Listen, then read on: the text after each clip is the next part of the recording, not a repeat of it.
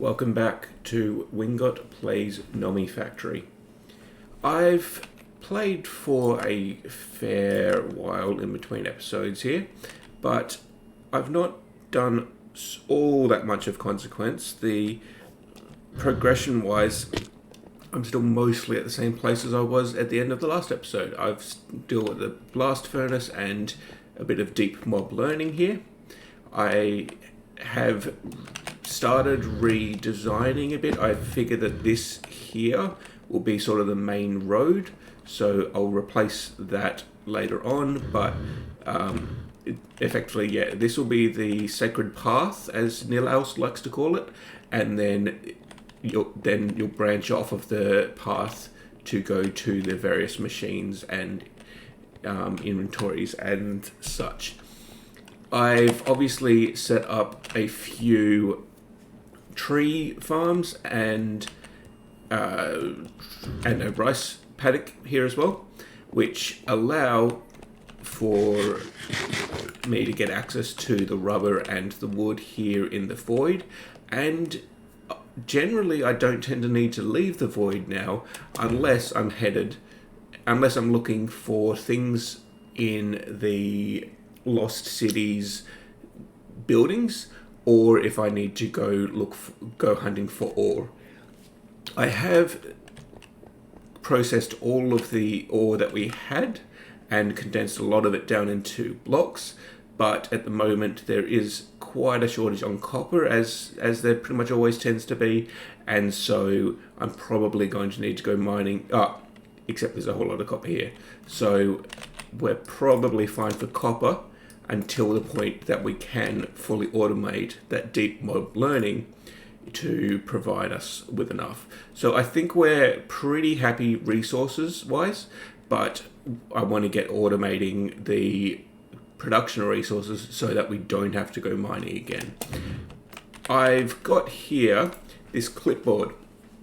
The jobs that I've currently got outstanding before I effectively transition into the MV tier, or out of the beginning into early game, is these various things. I want to upgrade my power setup. I have done a little bit of that already. I've doubled the system that we already had, and I've replaced these power wires. The ones that we had previously only carry 512 RF per tick. These ones can carry 2048. So these steam dynamos are producing 240 each with that turbine upgrade, and so two of them together would be 480, which almost saturates that 512. And so in order to double this and get to almost 1,000 RF per tick, I did have to replace the energy conduits with these energetic alloy conduits. To do so, I did have to make energetic alloy, which I note is something that I had not done at the end of the previous episode. I have also made the leadstone jetpack and upgraded it to the hardened jetpack as well. And so we now have flight, which is pretty awesome. But those recipes are fairly simple. The leadstone jetpack is just a flux capacitor, some lead, a little bit of leather and steel, and more lead, red alloys, and the steam dynamos. The hardened jetpack requires Invar, which we'd already made, the upgraded flux capacitor, which is, Invar and tin, and hardened thrusters, which is Invar, red alloy, and then a magmatic dynamo. The magmatic dynamo runs on hot fluids such as lava, but at the moment we don't have an infinite source of lava, and the lava tank that we've got only has quite a small range, and so it's actually rather inconvenient to use it, as well as which this was only producing about 60 RF per tick, whereas the unupgraded steam dynamos make 40. So it doesn't seem to be all that viable as a power source, but it was required in order to upgrade my jetpack. and I think, yeah, there's a random magnetic dynamo in there from when I was testing it out as a power source, and it just doesn't seem worth it. And so upgrading the power is something that I want to do, but it's, given we've doubled that power there and we're making about 1,000 RF per tick, that's doing a pretty good job. We can run most of our machines with no trouble at all. The deep bob learning is the main thing that's actually using more power. I will just quickly show you these tree farms. So the way that I've got these set up, it's just, yeah, an 8x8 block there of one type of tree. It often takes more than one lumber axe. And you'll see in the middle there's a vacuum chest. So when it breaks, everything gets sucked into that vacuum chest. Oh. Unfortunately, with the lumber axe often breaking, it does mean you often wind up with things you need to clean up like this.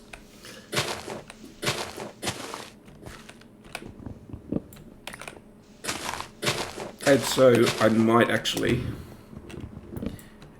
wind up using the upgraded lumber axes, such as the iron lumber axe and the diamond lumber axe, which have increased durability. However, the jetpack does make getting up to these much more convenient. And then we can also just use the building gadget in order to replace all of those. Super convenient. And all of those, that wood, those saplings, the apples have all just been pulled into here through that vacuum chest.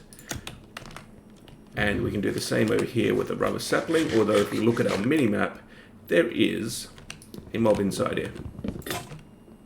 A skeleton.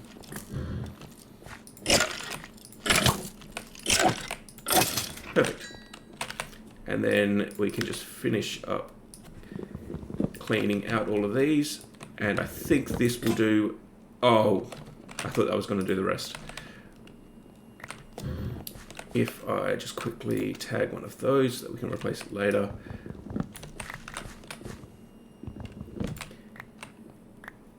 And so, yes, it's fairly convenient, but there's two aspects to it. One, it's still manual, I still have to go there and break it. And two, it uses more than a full stone lumber axe. In fact, I think that amount there would have actually done more than a full iron lumber axe. So if we were using non-stone, we'd go through resources reasonably quickly. And the trees are already regrowing there. So super convenient. And then over here, there's no vacuum chest, but these just go straight into your inventory anyway when you break them. So it's fine enough for now to just run around and manually grab them. Downstairs, I do also have automated, I've condensed this down a bit.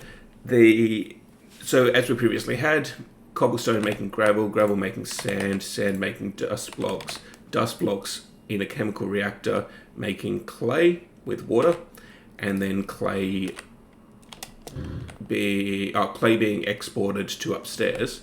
But I realized that you can actually take it a step further, because netherrack can be made in a chemical reactor with a bucket of lava and dust blocks. And so I've got that ender pump pumping up that small amount of lava, which has been enough to fill up a drawer upstairs with netherrack. And so I've got automated netherrack there, which eventually the lava will run out because that pump will have used up all of the lava in the area, but by that point hopefully we'll have replaced the netherrack with something else. I also realized we've got the sand here, so we could turn sand into glass. That's just a battery. And then over here I am making stone out of that cobblestone. One thing, so all of these bits, these agons, are made in using a mod called Xtones. The Xtone tile is the basic unit of Xtones, and it uses 1 stone and 6 stone slabs to make 8 X-tone tiles. Those X-tone tiles can then be combined, for example, 8 of them with a piece of coal to make 8 bits. If you look here, these black ones that I've got in the middle here, these are bits. And then agon here, agon is made with 8 X-tone tiles plus a stone slab makes an agon. And then the agon can be green, purple, or basically any of the Minecraft colors. And those are the ones that I've got on the edge here. And so here I've got the stone being pumped out into an autocrafter. This autocrafter uses no power and converts those stone into stone slabs. The stone and stone slabs then move into this machine, which so this autocrafter, which combines those stone slabs with a bit of stone from here in order to make X-tone tiles. And then the X-tone tiles get pumped up, as do, frankly, the stone slabs. And so over here in the drawers, I've got stone, cobblestone, gravel, sand, dust, clay, because we don't need the dust blocks, so I've just got the clay there.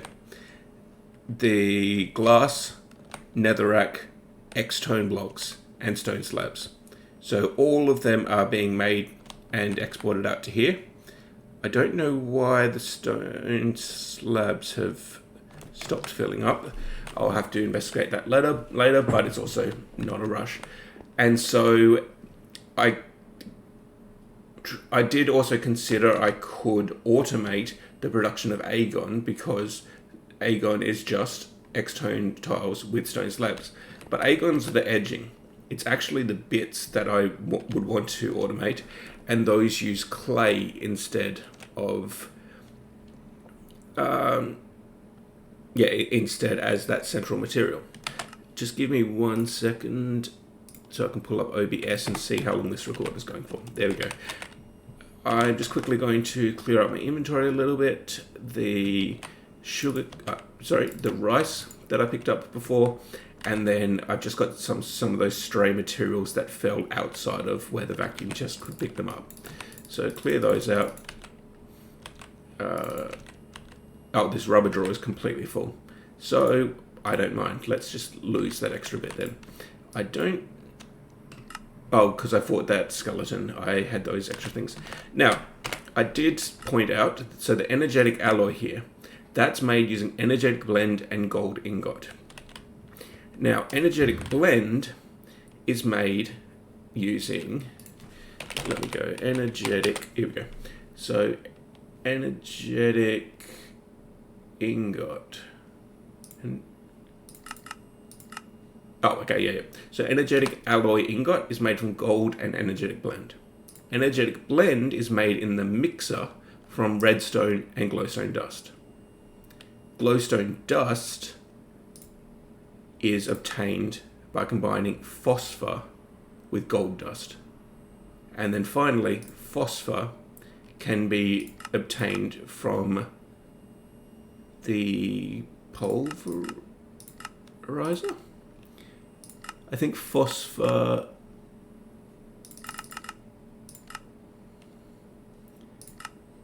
yes, there's a phosphor ore, which gives you phosphor dust. And and so that phosphor dust with gold dust gives you glowstone. That glowstone can be combined with redstone to make energetic blend, and then finally, in the blast furnace, energetic blend with gold ingots. So we've got glowstone, we've got redstone, the mixer here, combine those together, and that'll make us the energetic blend, which then we're going to need gold, which it does look like we've got a shortage of. So I'm going to have to put a cut here and go mining for extra gold. I'll see you in a minute. I did just quickly want to show, I have got a couple of conveniences when it comes to mining. I went exploring for a very long time. I think about 4 hours or so, specifically looking for a Additions drill core so that I could make the flux bore. The flux bore converts that drill core into a tool casing, which then can be made into a flux bore. And then I've upgraded my flux bore a couple of times, so now I've got this reinforced level 1, which has a few different settings. You can set it to single block, at which point it'll dig out a single block. It can dig out a tunnel, which is particularly useful if you're doing sort of the vanilla, the vanilla method of digging the shafts and then looking for resources. And it can mine in a 3x3 area. It's also rechargeable. So instead of the diamond pickaxes, which the diamond hammers, which can dig in a 3x3 area, they use up all of that diamonds that we've not got all that much of. Whereas this one uses power only. You can see 240,000 RF. I have a flux capacitor on me with 90 million RF capacity, and that is constantly charging my equipment. And so the flux bore will not run out of power anytime soon while I've got that capacitor, and allows me to just dig 3x3 at, I don't think it's quite the speed of a diamond mining hammer, but it's reasonably quick. And keep doing that because that's the slot that I normally put my torches in. And so, yeah, it's very convenient to be able to dig 3x3 without using up non-renewable resources. The other thing I have going for me at the moment is I have, and the flux bore does dirt as well, dirt, gravel, etc. It works as a shovel as well as a pickaxe. The other thing that I've got going for me is this here, the Fluxo magnet. It attracts items to the wielder, again, using charge, which with that flux capacitor is being charged. And so when I dig items, even if they're some distance away, they get pulled to me, and that saves me having to actually run over and pick up the individual items afterwards. Without that on, if you're doing a 3x3 and you're just going down the middle, you wind up with all of these extra resources just sitting down the edges, and you spend time zigzagging back and forward running just to pick them up. Whereas this saves all of that difficulty. So I just wanted to show you those couple of neat little upgrades that I had, which have made mining considerably more convenient. I will see you soon when I'm done mining. Oh, this is Phosphor over here, so let's ignore that. When I'm done mining up the gold that we're going to need. See you back at the base. And we are back. I've dumped all of the resources into this chest, and they're smelting away in our electric furnace here. Probably in future it might be worth making another one, but in future as well we won't be just immediately smelting ores. We'll be processing them through various other chains. I know at least I think it says somewhere once that not to do ore processing until you get to at least MV tier. Might even say HV. I'd have to go looking to see that again. But so for the time being, just basically anything that we collect just gets dumped into a furnace and smelted up. Meanwhile, that's getting us the gold that we were short on before.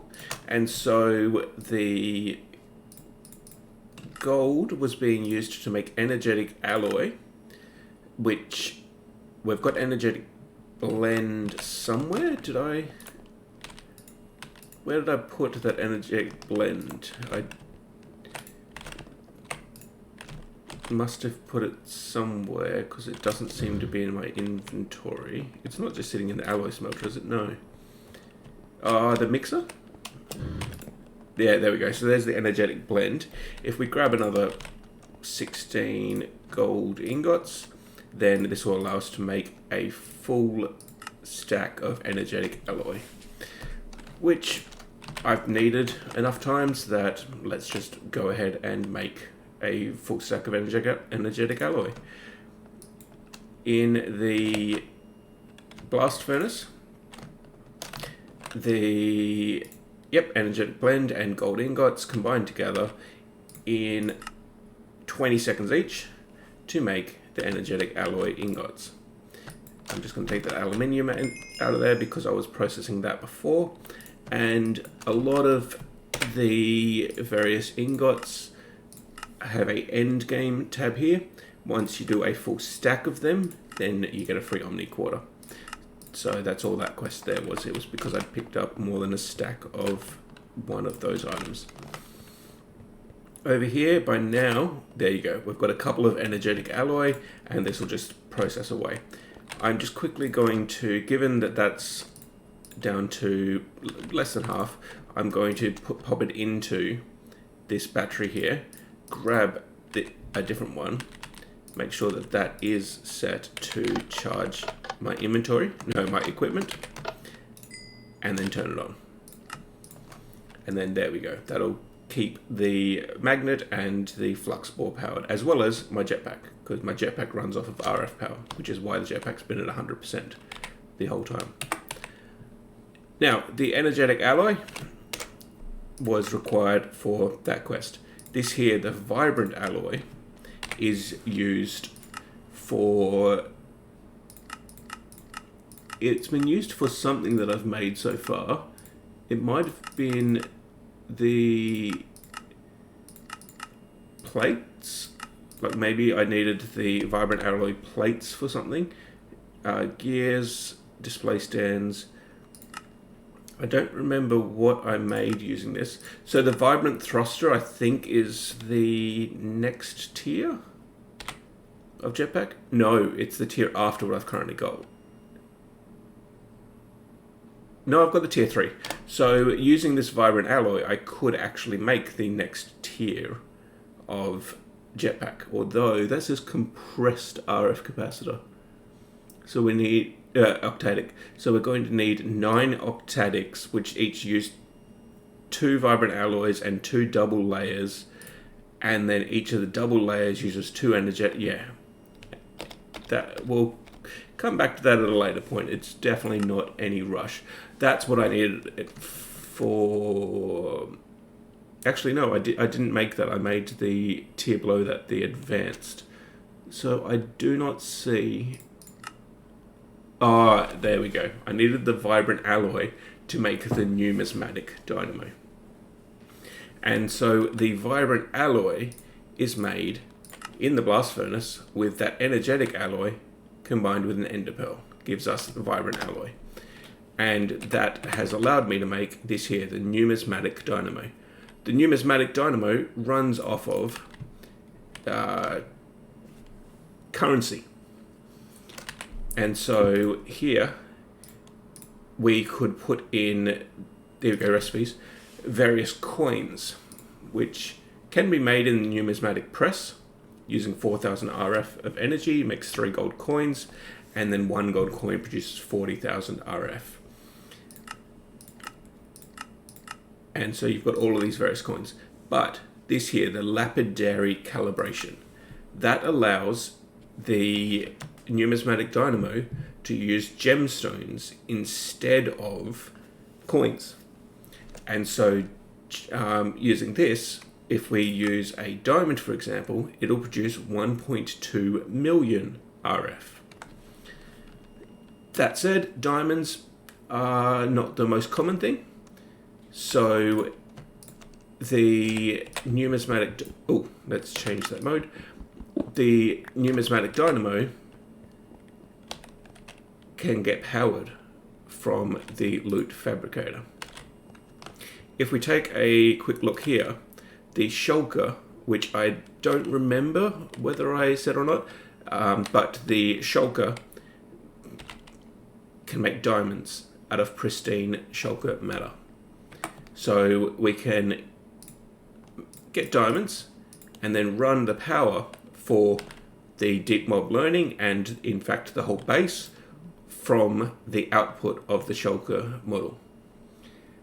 That said, in order for this to run, we need this pulsating polymer clay. Pulsating polymer clay is made using clay, which we've got that on automation. We've got a full stack there, and we've got all that clay downstairs just being automatically made. And it uses pulsating dust. pulsating dust here is the problem, because you can get it from ender pearl dust, from uraninite dust, and from resonant clathrate. Uraninite dust is how we have been getting it, and that's just a matter of smelting down uraninite ore. But there is no real way of automatically getting uraninite dust. The pitch blend here in the electrolyzer would allow us to convert the pitch blend that we've been getting, but it does cost 60 EU per tick, so that's an MV tier recipe, and we don't have the advanced electrolyzer, we don't have MV set up yet. It's also not automatic, because the pitch blend, again, comes from mining. And so you would still need to go out and get the ore. It just has a much better conversion rate than uraninite itself does. The other option, instead of uraninite, resonant clathrate here, can be made in the chemical reactor using nether quartz and molten ender. Nether quartz can be obtained from glass in the electrolyzer, only 20 EU per tick, so this is an LV tier recipe. So we can easily get nether quartz and then molten ender. You get 250 molten ender per ender pearl. So one ender pearl makes one resonant clathrate, makes one pulsating dust, which makes 4 pulsating polymer clay. So we're going to need ender pearls in order to automate this recipe. Alternatively, the ender pearl dust can be made into pulsating dust, but that uses 1,000 EU per tick. That's a recipe we can't even consider looking at the moment. This one here, the resonant clathrate, is what we're going to have to try to do. But in order to get ender pearls automatically, you can make it out of extraterrestrial matter. Snowballs is just water. Rice slime balls would be the rice behind us, and emeralds are not automatic yet. You could use ender lilies, which we don't even have any yet, and they're just a random found in a dungeon chest. As I said, I've spent hours and hours and hours searching dungeon chests and haven't found one of those. Really struggled to even find a drill core. We can get them from the Enderman pristine matter, or if we've already got ender pearls, or the alloy smelter, we can make them out of diamonds and pulsating dust. So ender pearls can become pulsating dust can become ender pearls. That's not useful as a recipe, but this one is. This will allow us to make ender pearls just out of pure energy. The issue here, though, is the Enderman costs 2,000 RF per tick while the simulation is running. And even at the highest highest tier, when it's self-aware, it will still only be producing pristine matter on 30% of its runs. That said, 30% of its runs will produce 6 ender pearls, and each ender pearl produces 4 polymer clay. 4 pristine polymer clay. So the 6 times 4, so we get 24 pristine polymer clay each time we run this pristine enderman matter, and then we only get that 30% of the time. So one enderman at self-aware tier would be able to run 7.2 of the deep mod learning machines continuously. At the at basic tier, where we're only getting 5% pristine matter, one Enderman farm can only run 1.2 machines. So it could only really run itself, but it uses so much power that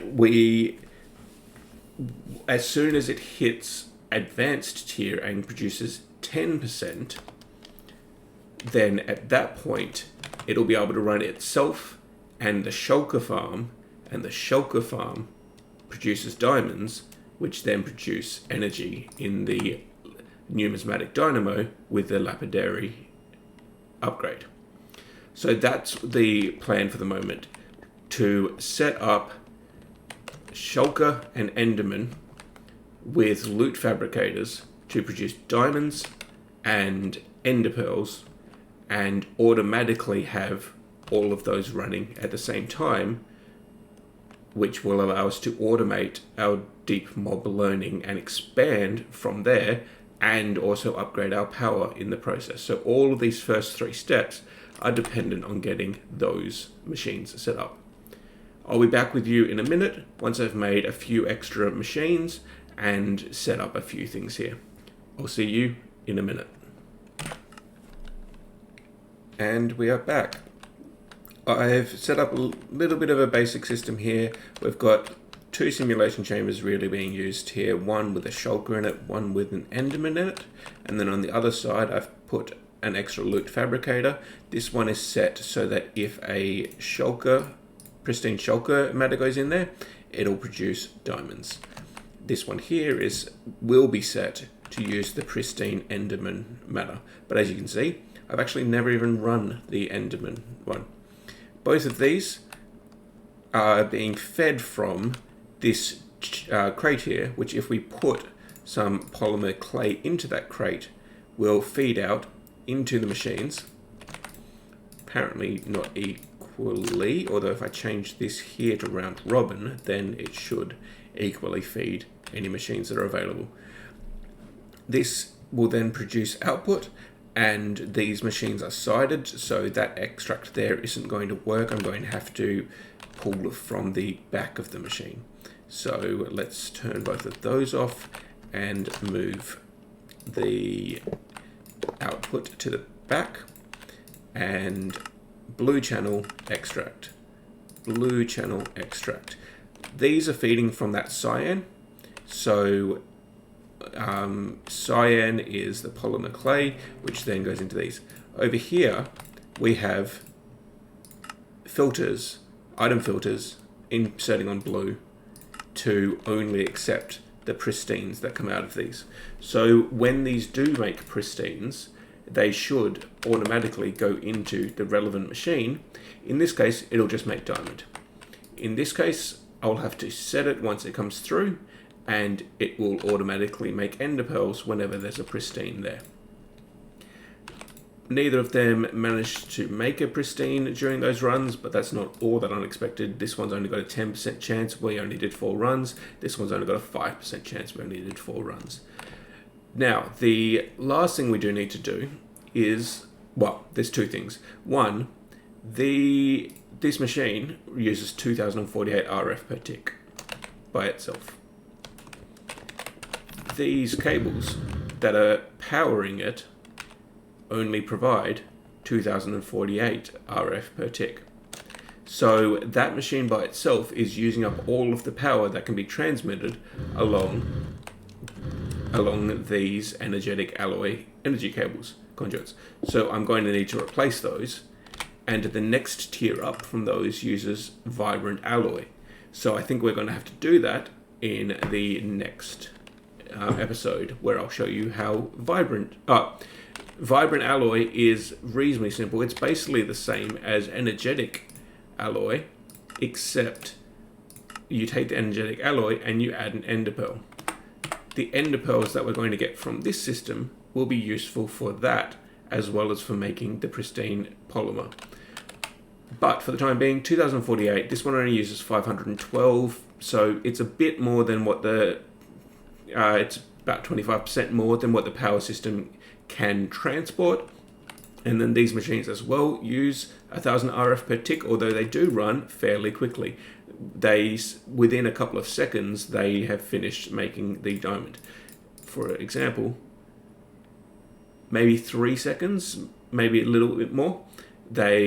So it does use a reasonable amount of power during that time, but this system will suffice with the power that we've got, so long as we don't also have much else running on the other side. But what we're going to need to do is automate the production of this pristine polymer clay, the pulsating polymer clay, because without that, these machines will not run. And without these machines running, we don't have our diamond source for more power, and we don't have our ender pearl source to even make these. So I'm going to need to set up an automation for these. Thankfully, we've already got glass being made, and we've already got clay being made. So now it's just a matter of doing the extra couple of steps. And finally, that wound up taking considerably longer than expected because I wasn't paying attention. The recipe to make resonant clathrate costs 100 EU per tick. So in order to make that, I've had to make the MV tier advanced chemical reactor. And to power that, we've got an MVCEF and a medium voltage transformer pushing the power down the line to the rest of the setup. And that there, I like to call death wire, because it's a wire, not a cable, so it's not covered, and if I touch it, I will die. But in order to make the energetic alloy cables, you need an assembler, which we are not yet up to. So for the time being, that's just going to be an exposed wire feeding power into this. But we do have resonant clathrate there. If I grab one more piece of ender pearl, which we're down to only 8 ender pearls left, then that can be put here into the fluid extractor. It gets pulled out, goes into there very briefly, and then combines with the nether quartz, which is automatically being produced to make resonant clathrate. That resonant clathrate can then be smelted down into pulsating dust, and the pulsating dust in the alloy smelter with clay will make the pulsating polymer clay. So now all I need to do is make another alloy smelter, make a furnace, smelt this down, alloy smelt them together, and then output them into this drawer here, which will then automatically feed the Enderman and Shulker farms, and we will have the production of the pulsating polymer clay automated, and then it's just a matter of getting the pristine Enderman crystals, pristine Enderman matter, to then get the ender pearls to feed back into the system to actually make it infinite and renewable, which will only happen once this pristine chance gets up to 10, which will require another 46 runs before this will get to the point that it can run both machines. But once it can run both machines, these diamonds here will then be providing the power to the base, and the power to the base will require an upgrade to the energy cables. But it'll stop being, 1, dependent on the sugarcane farm, and 2, so limited in how much power is actually being produced. So very much looking forward to that, and I'm going to fiddle around with all of that stuff in the background, but we will see you in the next one. Stay healthy, and I hope to see you in the next one.